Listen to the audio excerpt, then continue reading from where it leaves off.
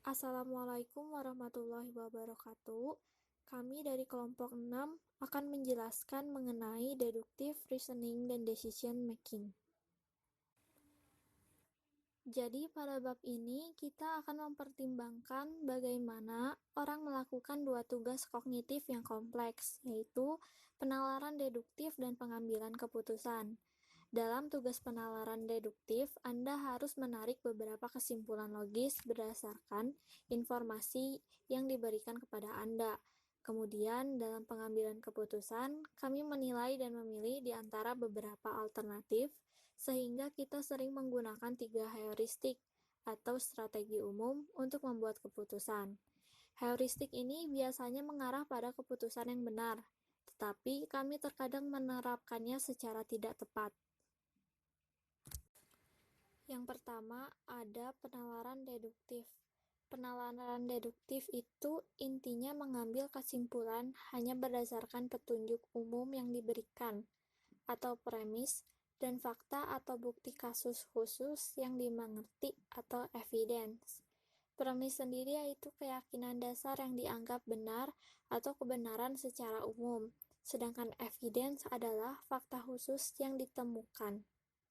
Dalam penalaran deduktif, Anda diberikan beberapa premis spesifik dan Anda ditanya apakah premis itu memungkinkan Anda untuk menarik kesimpulan tertentu berdasarkan pada prinsip-prinsip logika. Masalah deduktif penalaran memberi Anda semua informasi yang Anda butuhkan untuk menarik kesimpulan. Selain itu, premis benar atau salah dan logika formal menetapkan aturan yang harus Anda gunakan untuk menarik kesimpulan. Selanjutnya ada jenis penalaran deduktif, yaitu penalaran kondisional. Penalaran kondisional yaitu menginformasikan kepada kita mengenai keterkaitan antara dua kondisi. Contohnya seperti jika siswa di universitas ini mengambil mata kuliah psikologi kognitif, maka siswa tersebut telah menyelesaikan perkuliahan metodologi penelitian. Kondisinya, Niki belum menyelesaikan perkuliahan metodologi penelitian, sehingga kesimpulannya Niki 3 mengambil mata kuliah psikologi kognitif. Di sini terdapat tabel kalkulus proporsional. 4 jenis penalaran dengan contoh, jika ini apel, maka ini adalah buah. Dengan menggabungkan kedua aksi tersebut, yaitu menegaskan dan menyangkal suatu bagian kalimat, diperoleh 4 situasi penalaran kondisional, yaitu menegaskan anteseden, yang kedua menegaskan konsekuen, yang ketiga menyangkal anteseden, dan yang keempat menyangkal konsekuen. Selanjutnya ada kesulitan dengan informasi negatif. Di bab sebelumnya dikemukakan bahwa orang dapat memahami informasi positif dengan lebih baik daripada informasi negatif. Prinsip ini seringkali benar untuk tugas penalaran kondisional. Contohnya, jika hari ini bukan Jumat, maka pegawai kantor tidak memakai baju bebas. Hari ini pegawai kantor tidak memakai baju bebas, jadi hari ini bukan Jumat. Penelitian menunjukkan bahwa orang memerlukan waktu lebih lama untuk mengevaluasi masalah yang memuat informasi negatif. Orang juga lebih melakukan kesalahan dalam jenis masalah ini. Working memory kita cenderung menegang ketika menemui masalah yang melibatkan penyangkalan anteseden atau penyangkalan konsekuen. Sebagian besar kita berpikir lebih keras ketika menjumpai masalah penalaran yang melibatkan pernyataan seperti adalah tidak benar bahwa hari ini bukan Jumat. Seringkali melakukan kesalahan dalam mengubah pernyataan itu ke dalam bentuk positif. Kesulitan dalam abstract reasoning. Bisakah Anda mencari tahu gambar apa yang muncul selanjutnya dalam urutan? Ada pola yang jelas di sini yang memudahkan Anda untuk memprediksi gambar apa yang akan terjadi selanjutnya. Anda mungkin telah memperhatikan bahwa setelah panah oranye, urutan dimulai lagi dengan kotak kuning. Ini berarti bahwa gambar selanjutnya dalam urutan harus berlian biru. Apakah Anda menemukan jawaban yang benar? Jika demikian, Anda memiliki keterampilan peneralan abstrak yang baik. Jadi, apa yang kita maksud dengan penalaran abstrak? Penalaran abstrak mengacu pada kemampuan untuk menganalisis informasi, mendeteksi pola dan hubungan, dan memecahkan masalah pada tingkat yang kompleks dan tidak berwujud. Keterampilan penalaran abstrak meliputi mampu merumuskan teori tentang sifat benda dan gagasan, mampu memahami banyak makna yang mendasari suatu peristiwa, pernyataan, atau objek, mampu mengidentifikasi hubungan antara ide-ide verbal dan nonverbal, mampu mendeteksi pola dan hubungan mendasar antara peristiwa, gagasan, dan objek. Penalaran abstrak dan pemikiran konseptual sering menjadi masalah bagi kebanyakan siswa. Keterampilan berpikir ini membutuhkan kemampuan untuk memahami hubungan dan ide yang ada di pikiran kita. Abstraksi dan konsep berubah atau beragam sesuai situasi. Keterampilan ini bekerja bersama untuk memberikan panduan dan pemahaman kepada dunia kita. Karakteristik berikut menggambarkan beberapa orang yang memiliki kesulitan dengan pemikiran abstrak dan konseptual.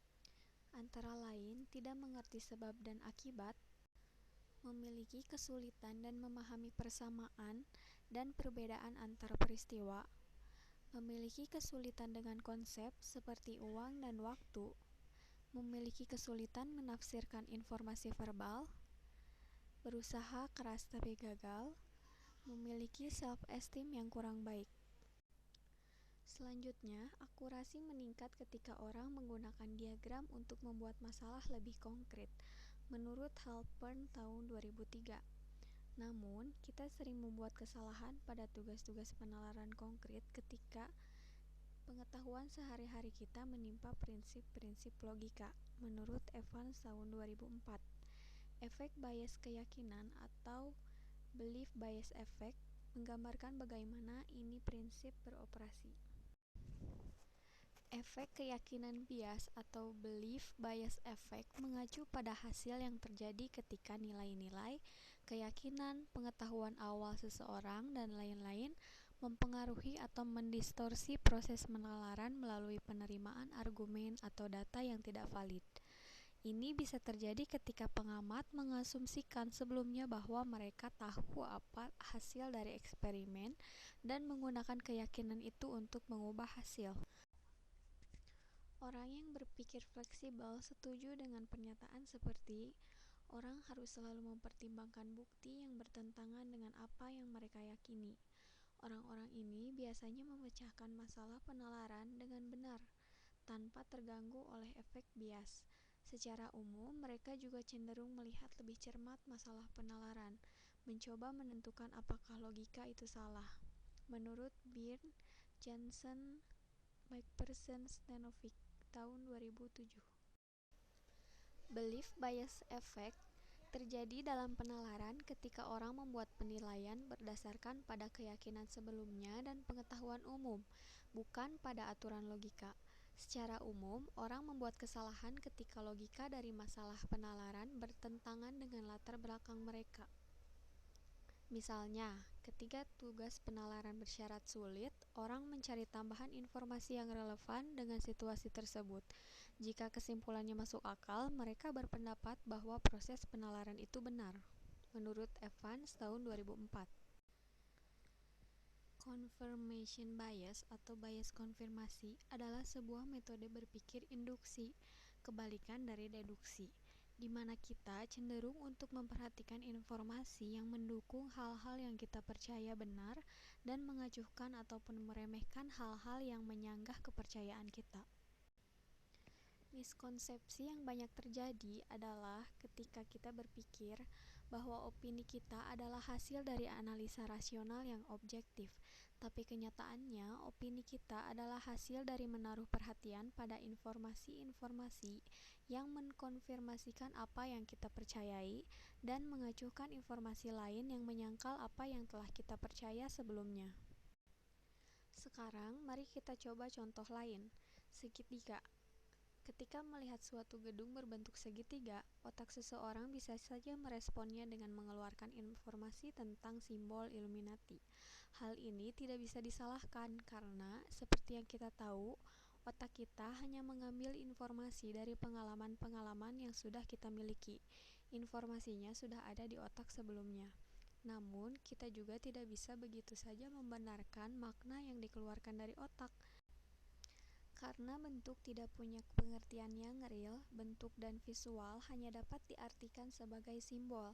Jadi, ketika seseorang memang sudah percaya bahwa bentuk segitiga adalah Illuminati, bisa saja karena confirmation bias ini, dia jadi mencari segala sesuatu yang berhubungan dengan kepercayaannya, hanya semata-mata agar kepercayaannya menjadi benar.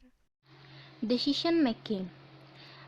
Pada bagian pengambilan keputusan ini, kita menekankan pada pengambilan keputusan heuristik.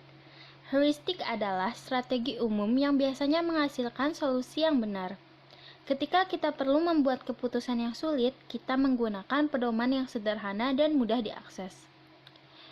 Kahneman dan Tversky mengusulkan bahwa sejumlah kecil heuristik memandu pengambilan keputusan manusia.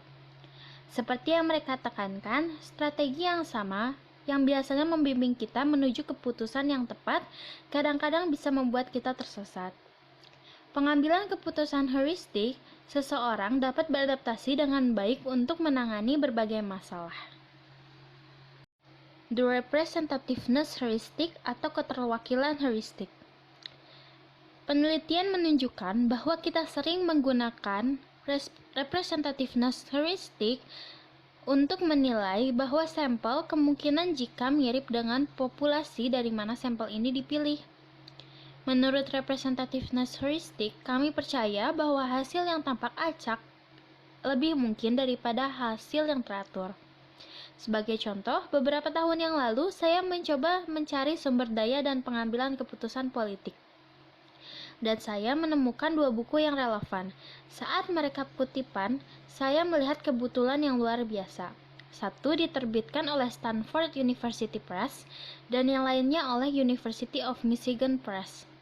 Ketika itu terjadi, saya telah mendapat gelar sarjana dari Stanford dan PhD dari University of Michigan. Ketika kita mengalami kebetulan seperti ini, kita mungkin memiliki perasaan harmoni mistis di alam semesta. Entah bagaimana, kebetulan ini tidak terlihat cukup acak untuk dijelaskan secara kebetulan. Kami menggunakan heuristic representativeness ketika kami membuat keputusan berdasarkan apakah sampel terlihat serupa dalam karakteristik penting dengan populasi dari mana itu dipilih. Heuristik keterwakilan sangat menarik sehingga kita cenderung mengabaikan karakteristik penting lainnya yang harus dipertimbangkan seperti ukuran sampel atau rasio dan tingkat dasar. Singkatnya, heuristik keterwakilan pada dasarnya membantu dalam kehidupan kita sehari-hari, tapi kadang-kadang kita menggunakannya secara tidak tepat. The availability heuristic atau heuristik ketersediaan. Anda menggunakan heuristik ketersediaan ketika Anda memperkirakan frekuensi atau probabilitas dalam hal betapa mudahnya untuk memikirkan contoh yang relevan dari sesuatu. Dengan kata lain, orang menilai frekuensi dengan menilai apakah mereka dapat dengan mudah mengambil contoh yang relevan dari memori atau apakah pengambilan memori ini sulit. Misalkan seseorang bertanya kepada Anda apakah perguruan tinggi Anda memiliki lebih banyak siswa dari Illinois atau lebih dari Idaho. Anda mungkin belum menghafal statistik geografi ini, jadi Anda mungkin akan menjawab pertanyaan dalam hal ketersediaan relatif contoh siswa Illinois dan siswa Idaho. Mungkin ingatan Anda telah menyimpan nama lusinan siswa Illinois, sehingga Anda dapat dengan mudah mengambil nama mereka. Mungkin ingatan Anda hanya menyimpan satu nama siswa Idaho, jadi sulit untuk memikirkan contoh kategori ini. Karena contoh siswa Illinois relatif lebih mudah untuk diambil, Anda menyimpulkan bahwa perguruan tinggi Anda memiliki lebih banyak siswa Illinois. Secara umum, heuristik ketersediaan ini adalah metode yang relatif akurat untuk membuat keputusan tentang frekuensi. Ketersediaan akurat selama kesediaan berkorelasi dengan frekuensi objektif yang sebenarnya dan biasanya demikian. Namun, ketersediaan heuristik dapat menyebabkan kesalahan. Beberapa faktor dapat mempengaruhi pengambilan memori, meskipun mereka tidak berkorelasi dengan frekuensi objektif yang sebenarnya. Faktor-faktor ini dapat membiaskan ketersediaan dan karena itu mereka mengurangi akurasi keputusan.